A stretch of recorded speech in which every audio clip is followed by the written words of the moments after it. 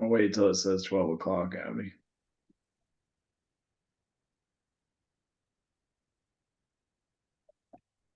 All right, well, good afternoon. This is our latest edition of the Small Bites Workshop. This is a resource of the Employer Workforce Committee, which is a part of the North Florida Polydrug Task Force.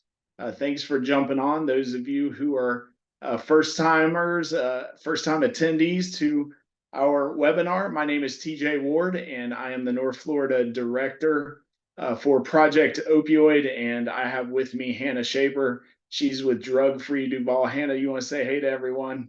Yeah, I'll say hey. Hi, everyone. I am Hannah Shaper, and I am the Director of Education and Training for Drug Free Duval here in Jacksonville.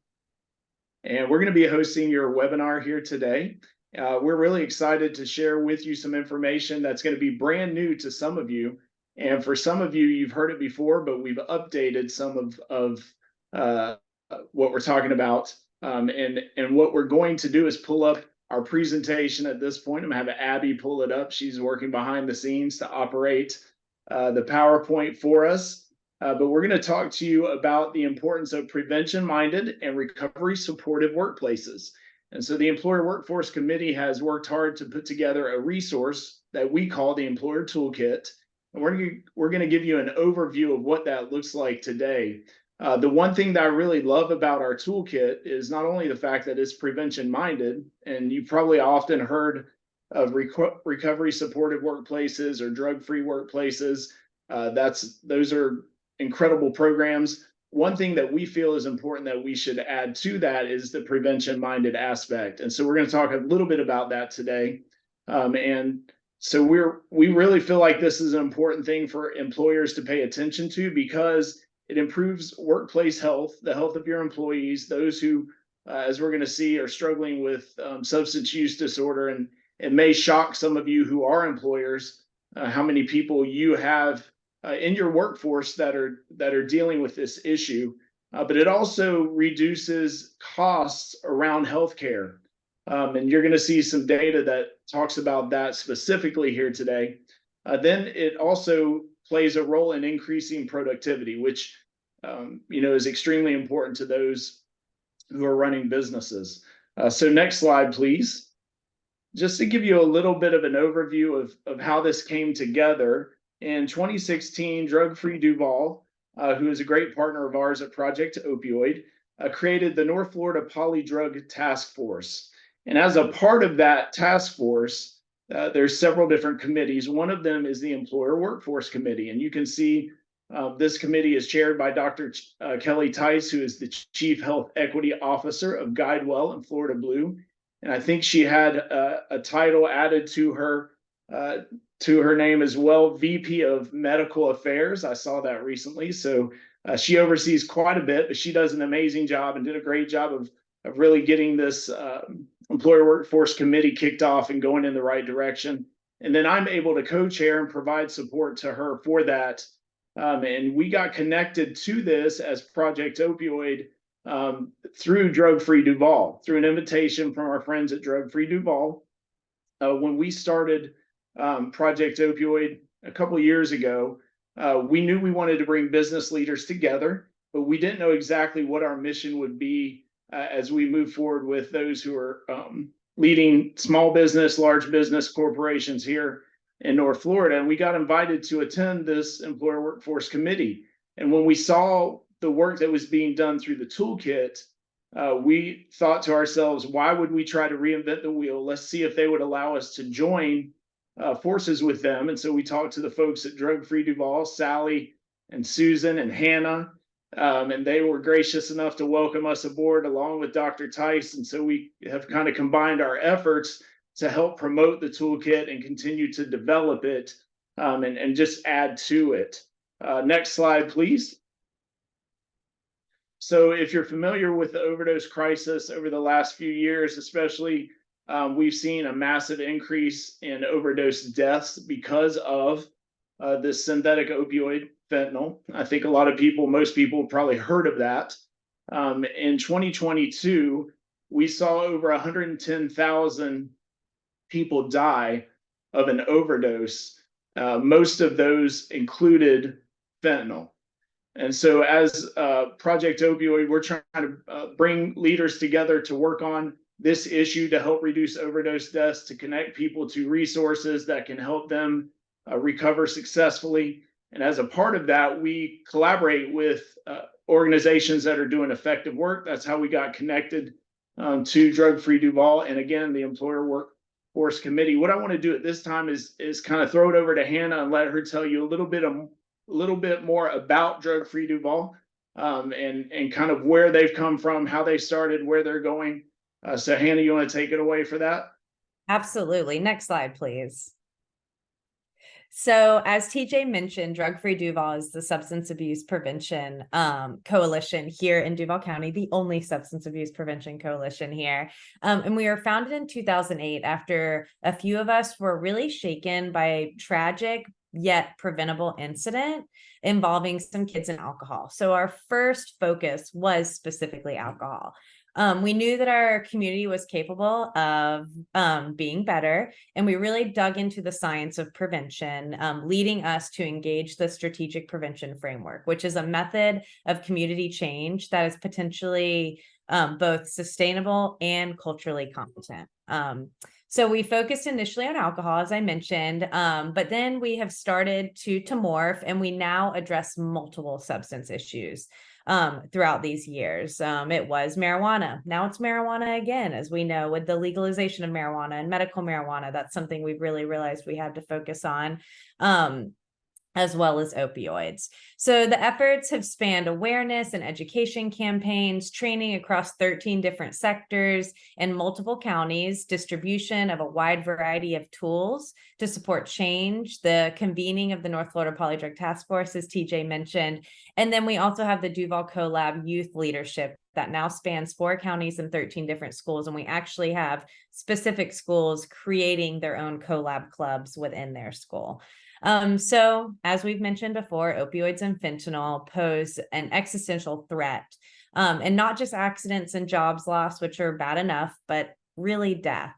And we're contemplating moving upstream to address opioids, as it became really evident that we needed to engage, but also employers needed to engage, because where do we really spend most of our time?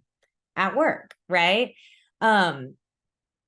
And so what we did is we all got together, TJ came with us, and we did already have the Employer Workforce running, and it was pretty high functioning. But as TJ came on board, as Dr. Kelly Tice came on board, we really started brainstorming. And what came out of this was this amazing employer toolkit that we want to share with you guys, so you can take it back to your business. You can even give it to other businesses. We'd love for you to do that as well, and just allow us to come and speak to you and come help you guys in any way that we can. Do we want to go? Next slide, please. So why is this important? If you're an employer today, you're on the call and you're probably thinking, why should I even engage in this? Why should I implement what they're talking about? Let's start with some key data that we think will maybe surprise you and at least kind of grab your attention. About 75% of the nearly 60 million Americans who used illegal drugs in 2020 were employed in some way, whether full-time or part-time, maybe a contract laborer. And I guess the question you have to ask yourself is, were some of these people working for you?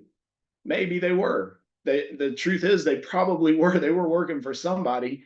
And this kind of backs up the point that Hannah made, that a lot of people are spending their time at work, and many of these people are struggling with substance use disorder. Some of them to a smaller degree, but all of them, this 75% at least, misusing either prescription meds or using illegal drugs.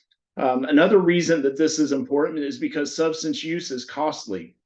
This is a significant drain on the economy. If you look at the data point right there in the middle, a recent Congressional Commission report revealed an annual total cost to the United States of $1.5 trillion. That's with a T. So it's impacting our economy, and then it's impacting you, as a business owner. Substance use disorder increased healthcare costs more than any other illness or expense in the last few years. And so that's something that I think as a business owner, would grab your attention, because there are ways that we can help you save money when it comes to this issue and address it, not only for that purpose, but more importantly, to help the people that you employ. So that's just a little bit of the bad news, but there's some good news. We're going to throw some data up on the right side of the slide that will be a little bit more positive news. So prevention, can we click the slide? There we go. So prevention just makes sense. For every $1 invested in prevention efforts within the workplace, there is a potential savings of $18. That's pretty significant when you stop to think about it. You can actually make an investment, a nominal investment, and get a huge return on that investment, and help people in the process. Employers that support an employee engaged in substance use recovery save an average of $8,500 per employee. Now think about that in relation to the data point we already made about 75% of those workers, in 2020 taking an illegal drug were employed. And you'll see quickly that adds up. So this could be a potential savings increase for you when it comes to your healthcare costs. Next slide, please. Absolutely, TJ. And I just want to say something really quick. I've been digging deep into marijuana data specifically, just with Yes. especially here in Florida, it becoming like a constitutional right or whatnot about legalizing marijuana. And I was looking at some data and I found a couple really interesting data points where it was talking about, what they did is they took about 30 years of research around marijuana, and they found that 20% of young workers admit to using marijuana on the job. But then it says marijuana users have an 85% chance to be injured at work, and a 78% increase in absenteeism, as well as 64% more disciplinary problems, and 55% had more industrial accidents compared to non-users in the study. So although we've been mentioning fentanyl and opioids, like, we want you guys to know that it's alcohol, it's marijuana, it's anything. And we can dive more into that if we come and talk to you kind of more about what substances could be impacting your specific company. Yeah, and thanks for mentioning those things, Hannah. And I know we talked beforehand, and you had some additional things that you were researching. So I meant to say, if you feel like you can insert those in any of the slides that I'm talking about, feel free to interrupt it. I won't be offended whatsoever. This is information that the people on the call will definitely want to know. So we know there's a financial impact when it comes to substance use in the workplace, but there are also other issues, and you've had some time to look at these as they've been up on the screen. But the thing that stood out to me, I think, was the risk taking and workplace theft. We know that when this is not addressed, that those things increase dramatically. Also, when you think about how this impacts workplace culture or morale of the other employees, it can also damage the reputation of the business and the business owner. And in some cases, we've seen it lead to a loss of business. So that person loses their business altogether. And that tends to happen sometimes more in a smaller workforce or a startup business. But nonetheless, it's important for us to know these things. And the other thing that's, I think, more emerging in recent months is just the increased potential of legal action by an employee or a former employee against an employer for not creating a prevention-minded recovery supportive workplace, not providing these types of resources that could help them when it comes to their recovery. Next slide, please. So the benefits of achieving prevention-minded recovery supportive workplace far outweigh the costs involved, and it includes these things that you're looking at. Lower healthcare and workers' comp expenses. Think about it. If you've got a workforce, as Hannah mentioned, that is engaged in drug use, the workers' compensation claims, could potentially do a ton of damage. Whereas if you have a program in place that addresses some of those things, you would see a reduction in that. Safety in the workplace, that's something that everybody pays attention to. And when you have this type of initiative in place in your workplace, it's going to address some of the things that would otherwise create unsafe situations. And then I think the thing that stood out to me the most was just reduce stress for everybody. In fact, we know that stress is the number one reason that people tend to use illicit substances in the workplace and in general, for that matter. So if we can reduce stress in, a place of business, it's going to create an opportunity for people to be productive and happy with the place that they work. So the Employer Toolkit really supports you as business leaders, business owners. You can design a tailored approach to this. That's one of the things I love about the toolkit. It's more of an a la carte situation. It's not an all or nothing. You can pick and choose based on the season that you find your business in. Some of you are startups, and you may not have a ton of capacity at this point because you're so invested, and maybe you're under served in relation to the amount of employees you have for whatever reason. And so adding something to your plate seems like it would be overwhelming. We can really take on the heavy lifting when it comes to this and help you set up and create an opportunity to really implement these things that we're talking about with very little impact to the capacity that you have. So I think it's important for us to talk about that as well, and to really hand it off to Hannah and let her explain some of the more detailed aspects of what we're talking about. You've seen why it's important. You've seen some of the data surrounding this. What are we going to do? What are some of the action steps that we want to help you implement that can really make your business a prevention-minded, recovery-supported workplace? So next slide. DJ. Okay, so the journey to the destination. So we really see this process as really a road or a road trip with a few stops along the way. But first, we want to always start with a little information. So we consider what we're doing here today with y'all, with this group, and just speaking to you as an informational session, and hope that you'll gain some ideas that make you interested in taking that next step and going to our first stop in the destination. So where does it lead? Even though the destination is the same, which, as you've heard probably 5 times on here, 10 times already, is the prevention-minded and recovery-supportive workplace, each employer has the flexibility to decide what stop comes first. So you don't have to go stop 1, 2, 3, 4. You could do 4, 3, 2, 1, whatever works best for you. And this can be based on the individual company's needs, your readiness, that's important, the budget, as well as the staff resources. And there's a plethora of reasons why you may choose one stop over the other first, or put them in whatever order. And we're prepared to offer you guys help and guidance in whatever you choose. Okay, so we will go ahead and get started, and we're going to look at each stop individually and just break it down a little bit more. So if you'll go to the next slide, please. So our first stop is to be prepared. And you can see on the slide, it says it pays to be prepared. And that's real. That is true.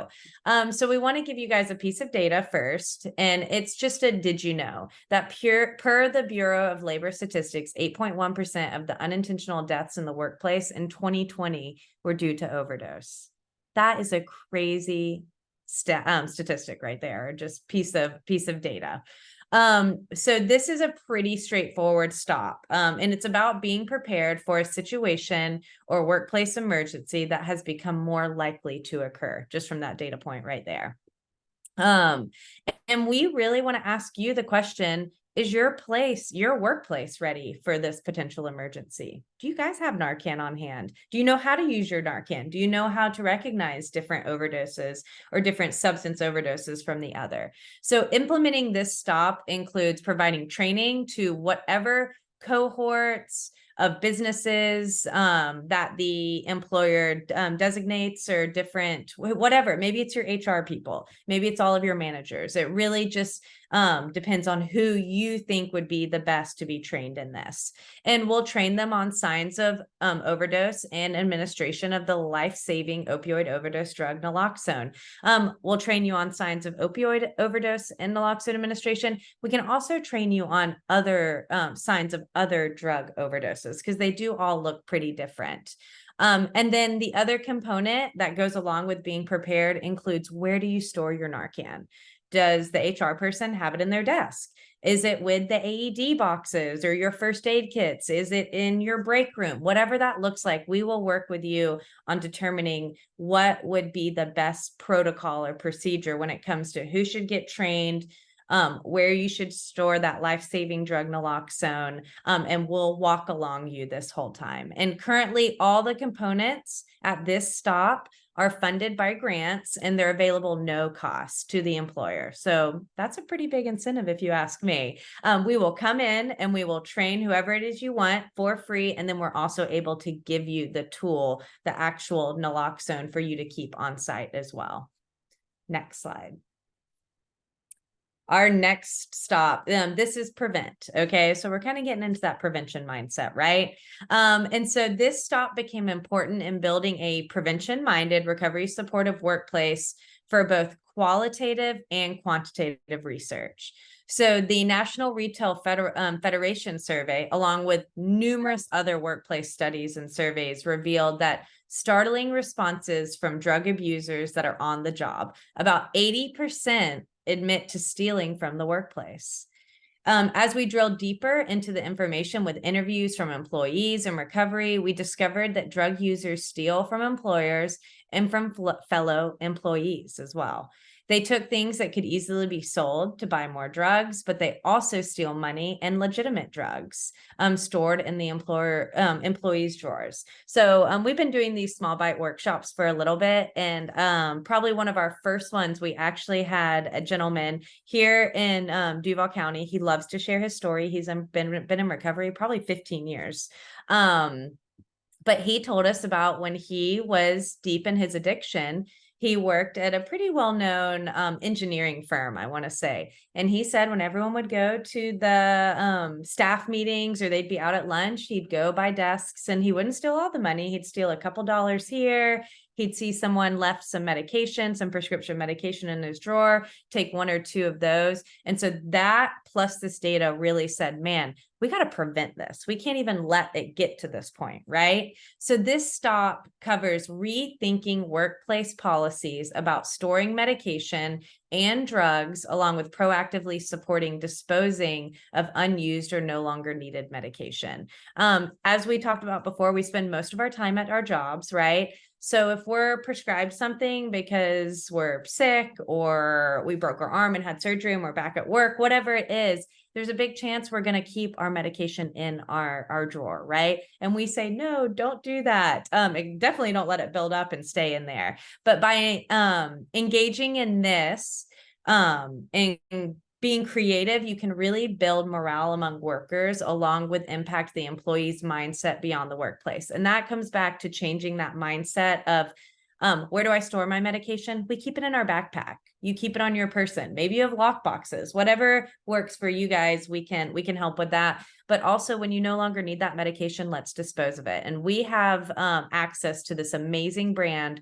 They're called doTERRA disposal bags. Super easy. You put your medication in there. TJ's holding it up right now. It's biodegradable, which is the biggest selling point. People love it. It's made out of sugar cane. But also, you put your medication in there, fill it with hot water, seal it up, shake it, and throw it in the trash can. It totally neutralizes the medication, and it's good for our environment. So we come in, we do that. We call it the mindset reset of how do we reset our mind on how we store it, and then how do we dispose of it, and just kind of changing those cultural norms that we've grown up with our whole lives. And then also giving you the tool. We can even work together. We're giving you a big doTERRA bag. Maybe we do a big take back twice a year, however that works for you.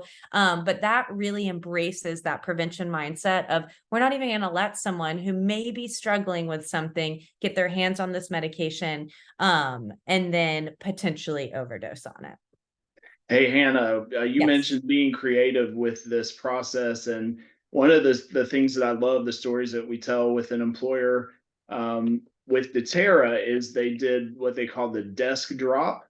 And every employee in the organization got one of these doTERRA pouches. And they also got an email in their inbox, and it had a link from the CEO. And the CEO actually demonstrated how to use one of these with pills that he had left over, and did that in front of the employees to try to encourage them to take part in it, whether that be, there at work, or also taking these things home and cleaning out medicine cabinets or cleaning out under their counters. So there's different ways that we can really promote some of the things that we're talking about in a creative way and partner with you to make this happen. I think this is probably one of the easiest things that employers can do that can make the biggest impact. Wouldn't you agree, Hannah? I agree. And I think what's beautiful about it is if you're doing it at your employer, there's a big chance someone's going to take that home. They're going to say, hey, can I get a couple other deter bags? And they're going to go home and then also get rid of their medication. And that's where that kind of creativity shines. And that to me is where an employer can say, like, I'm engaging in your life. I want you to make healthy decisions. I want you to take this home and make healthy decisions as well. So this definitely is I agree. Probably the easiest one to implement first and kind of dip your toes into, and then potentially moving on to that stop one, just especially because it's still grant funded. Let's go to our next stop. So our third stop is just protect. And this is driven by the increasing rates of positivity on urine drug screens for employees or potential employers. This stop was developed because, well, first of all, COVID happened, right? And we started working from home, and we started seeing so many surveys of people saying they were drinking on the job, because you have your coffee mug. We don't know if it's coffee. Maybe it's coffee and Bailey's. I don't know. Some people like their Irish coffee, I think is what it calls. I don't drink that. I just like my coffee black. So we were seeing stuff. We were seeing an increase of people using marijuana on the job and using other jobs, or using other substances. I'm sorry. So it really focuses on helping an employer determine if your policies are doing what they think they are. And kind of, you may have a policy. Let's say you do have a policy to drug test.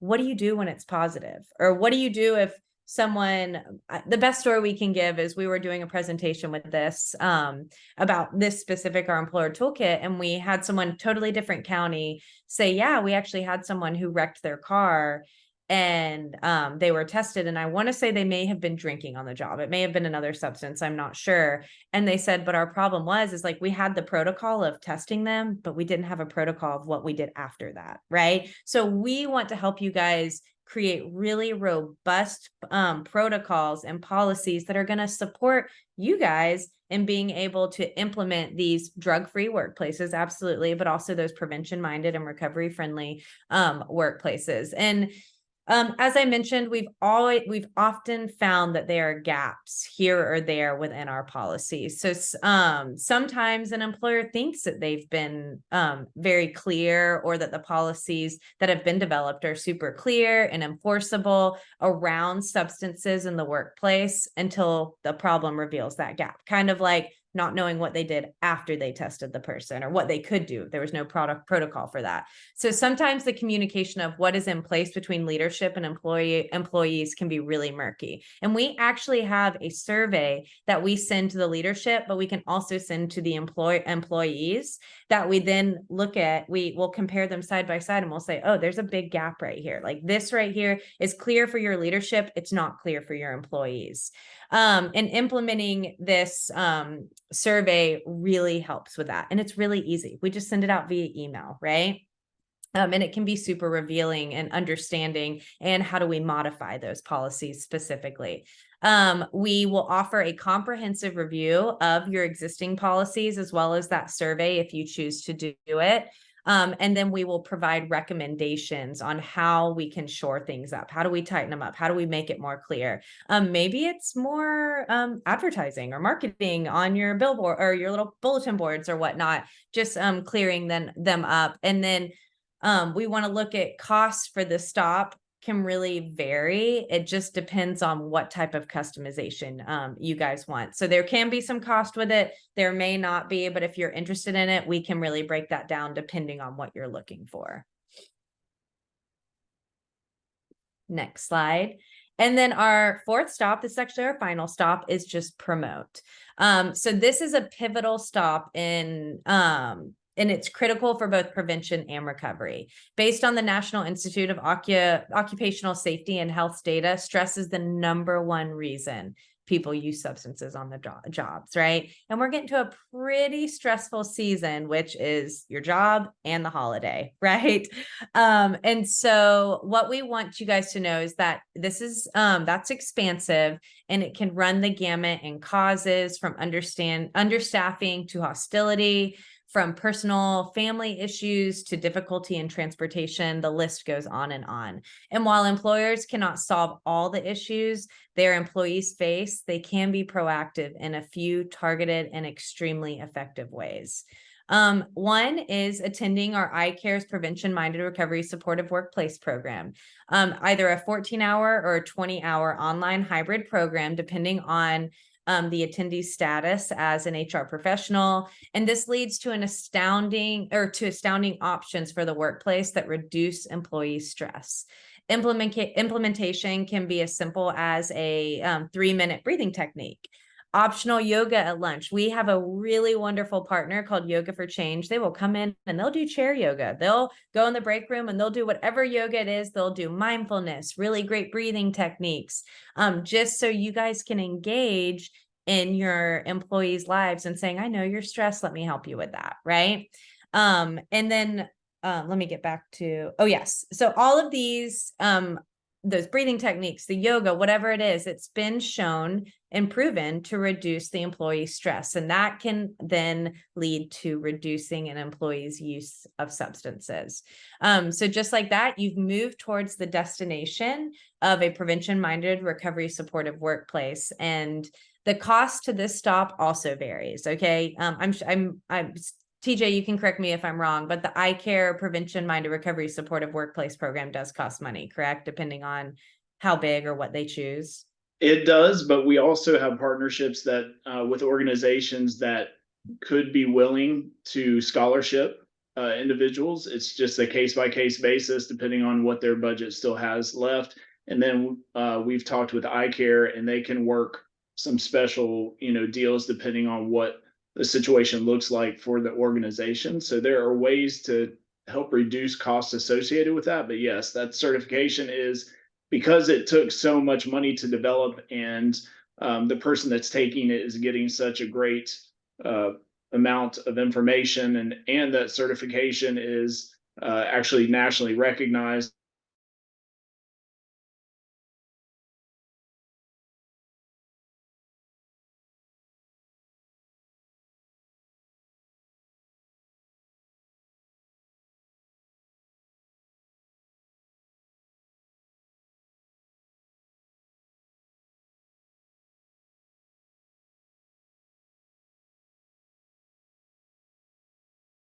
Modules, trauma-informed care, leadership is super, super important. But also, TJ and I were just talking about how we want to really get, maybe it's a CPR training. I just participated in a training called Stop the Bleed. Oh my gosh, it was fabulous. Like, we'd love to get any type of those trainings in here as well. And the reason we love Stop the Bleed is we talked about, if you've been in a traumatic accident where you're bleeding, you're probably going to be prescribed opioids, which why Narcan and Stop the Bleed go really great together. So we just want everyone to understand that when we were creating this toolkit, there were quite a few program components that we really wanted to embrace in order to create that comprehensive, prevention-minded recovery supportive workplace. The first one was comprehensive drug-free workplace policies that discourage the use of drugs and alcohol in the workplace and support those in recovery from substance use disorder. So a big one when we look at recovery friendly is maybe instead of telling your employer you got to go to your AA meetings or your NA meetings on their own time, you say, hey, we'll host one in the break room. Why don't you have people come here? You can do it during your lunch hour or whatever break it is you get. Prevention through information, education, and training programs addressing alcohol and drug use or misuse. And then mental health awareness is huge. Mental health and substance use, they go hand in hand. What came first? We'll never know, I don't think. And then drug testing is really important. We encourage drug testing, but let us help you hash out what those policies and practices look like, and what do you do after the drug test. And then we also have obviously employee EAP programs that you can work with, and we can help you kind of look at those as well with your healthcare. But we just want you guys to know that like we are here to walk through this with you. We're not just like presenting it and then being like, reach out to us and you have to figure it out. We are here to walk you through. We'll hold your hand while you're doing it and help you kind of create the best road trip for you to meet the destination that you guys want. Next slide. Great job, Hannah, presenting that information. I think it segues perfectly into what I'm going to share now, which is ongoing support. So as Hannah mentioned, we want to be alongside you as you're implementing these things. And again, the really cool part of this is the flexibility you have to implement what works best for you. We hope at some point you would be able to implement all of the different steps and along the journey, but we understand that, you know, people are different seasons in the life of their business. And so we just want to help however we can. And we don't leave you hanging after you put all of that stuff into place. We have ongoing support at every level. And so some of the things we'll do is what we're doing today, you know, the small bite workshops. Usually these are 30 minutes in length and they're from 12 to 12:30. And we're talking about doing them more frequently in 2024 because we've gotten positive feedback from people that attended these and they want more things like them. We don't want to inundate your schedule, so we think 30 minutes is a good opportunity. Typically, we knew we would stretch a little bit beyond that today because we were doing an overview of this toolkit, but we'll have those small bite workshops, these little webinars ongoing. HR highlights, we're going to launch that in 2024. Targeted bi-monthly email with HR related issues around substance use and patterns that you should be looking for with your employees, just to keep you aware of what's going on. And then we get the privilege of working with HIDA, which stands for High Intensity Drug Trafficking Area. It's a program of the Office of National Drug Control Policy, which comes out of the White House. We actually have a HIDA here in North Florida, and we partner strongly with them. They're going to help us stay informed of emerging substance issues and emerging threats within our area, and we'll pass that along to you. So these are some of the things that we're really excited about, and even partnering with our resource partners to refer you as employers to these different services that we ourselves don't offer, but we have as a part of the toolkit. I know we mentioned Yoga for Change and iCare, that certification for the facilitator and addiction awareness, but also things like American Heart Association. You know, Hannah mentioned CPR. We could connect you to them to get that set up. Hearts for Minds, who does an incredible job of breaking down the stigma associated with mental illness, just connecting with them and getting resources through them. So that's what we want to do. We want to help support your efforts in creating prevention-minded recovery supportive workplaces. And we want to do that at your pace and what works for you. So that's really the overview of the toolkit that we wanted to share with you today. Again, as Hannah mentioned, if you get in touch with us, we can sit down with you and talk about specific ways to implement these things that are tailored to your context and your business. So on to the next slide. We have another small bite workshop coming up on January 9th. This one will be a 30-minute webinar. And so we would love for you to shoot that QR code on the screen and sign up for that. We'll send you reminders as we get closer. We'll have something for you that will help you after the stress of the holidays. Hannah mentioned how those are coming up, and, you know, already getting advertisements for Christmas stuff, which is absolutely my favorite time of the year, so I'm not mad about it. But some people can't stand that there's stuff already in the stores for Christmas. But we know with that brings some stress. So we want to help you address that with you as leaders and your employees as well. So please sign up for that. Hannah, I know you wanted to share something with them before we end the webinar here. Yes, can we go to the next slide? At Drug Free Duval, we love to end with an inspirational quote. It's kind of like our MO, it's our thing. And so we just want you guys to know that in every success story, you will find someone who's made a courageous decision, and making that courageous decision of stepping into implementing a prevention minded and recovery supportive workplace is so important. Like, be those change makers, lead the charge with that, because we will say we've worked in this. We started Drug Free Duval in 2008. I wasn't working there at that point. I was not old enough to, but we just got a lot of, no, that doesn't impact us. Right. And it does. And like, invest in your employees, right? And then have them go invest in their families or their sphere of influence. But we appreciate you guys taking your time out. I know this went a little bit longer than our normal 30 minutes. We just wanted to give you a comprehensive overview of what the employer toolkit entails. And then whatever questions you guys have, we can go to our next slide that just has our contact information. So whatever questions you guys have, please reach out to any of us. You can send it to all of us. You can reach out to one of us and we'll loop everyone in, because this really is a team effort of getting this implemented into your business and just helping however we can. We're just all together. We try to be force multipliers. So TJ, do you have any closing thoughts? I know we mentioned the impact that Florida Blue has had on the Employer Workforce Committee and Dr. Kelly Tice chairing, and just being able to work with her as a co-chair has been a privilege. I want to say a special thanks to the Florida Blue Foundation, because as you know, Hannah, they are our sole funder at Project Opioid here in North Florida. So we wouldn't be able to do what we do without them. And so I just want to say thanks to the Florida Blue Foundation, and grateful to be a part of the incredible work they're doing through tons of different grantees across the state of Florida. Absolutely. Thank you. So thanks for joining us today, y'all. We look forward to seeing you on the next one, and hopefully you'll reach out to us and we can have a conversation about how you can implement some of the stuff we talked about today.